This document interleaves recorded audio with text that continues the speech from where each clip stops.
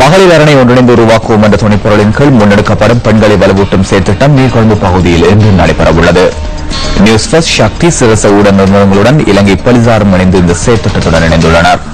இன்று முன்னெடுக்கப்பட உள்ள மகளிர் அரண் செயற்திட்டம் தொடர்பான மேலதிக தகவலுடன் இணைந்து கொள்கின்றார் எமது அலுவலக செய்தியாளர் நாகலிங்கம் ஜெகநாத் கண்ணா. வணக்கம். நியூஸ் ஃபர்ஸ்ட், சக்தி, சிரச ஊடக வலையமைப்பு, உள்ளூராட்சி மற்றும் மாகாண சபைகள் அமைச்சு, அதே போன்று இலங்கை போலீசாருடன் இணைந்து முன்னெடுக்கும் மகளிர் அரண் விழிப்புணர்வு திட்டத்தின் மற்றொரு கட்டம் இன்றைய தினம் நீர்கொழும்பு நகரிலே இன்று காலை வேளையில் நடைபெறவிருக்கின்றது. அந்த வகையில் நீர்கொழும்பு பிரதான பஸ் தரிப்பிடம் அருகில் மகளிருக்கான இந்த விழிப்புணர்வு திட்டம் முன்னெடுக்கப்படவிருக்கின்றது. இதன்போது மகளிரின் சமத்துவம், பாதுகாப்பு மற்றும் அவர்களுக்கு சமூகத்தில் கிடைக்க வேண்டிய அங்கீகாரம் தொடர்பாக விழிப்புணர்வு வழங்கப்படவிருக்கின்றது.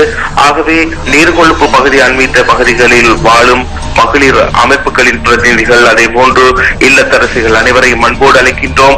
உங்களுக்காக முன்னெடுக்கப்படவிருக்கின்ற இந்த விழிப்புணர்வு திட்டத்திலே கலந்து கொண்டு மகளிர் அரணை உருவாக்கி உங்களது கோரிக்கைகளை, அதே போன்று உங்களது யோசனைகள் மற்றும் கோரிக்கைகளை நம்மிடம் சமர்ப்பித்தால் அவை அனைத்தையுமே இலங்கை அரசாங்கத்திடம் கையளிப்பதற்கான ஏற்பாடுகளை நாங்கள் செய்திருக்கின்றோம். ஆகவே இந்த வாய்ப்பை தவறவிடாமல் நீர்கொழும்பு பகுதியை அண்மித்த பகுதியில் வாழும் அனைவரையும் அன்போடு அழைக்கின்றோம். இந்த சரியாக முற்பகல் 9 மணிக்கு நீர்கொழும்பு பிரதான பஸ் தரிப்பிடத்திற்கு இந்த விழிப்புணர்வு திட்டம் தொடர்பான தகவல்களை தொடரும் செய்திகளில் வழங்குவதற்கும் தயாராக இருக்கின்றோம். நாகலிங்கம் ஜெகநாத் கண்ணா, நியூஸ் செய்திகளுக்காக நீர்கொழும்பில் இருந்து.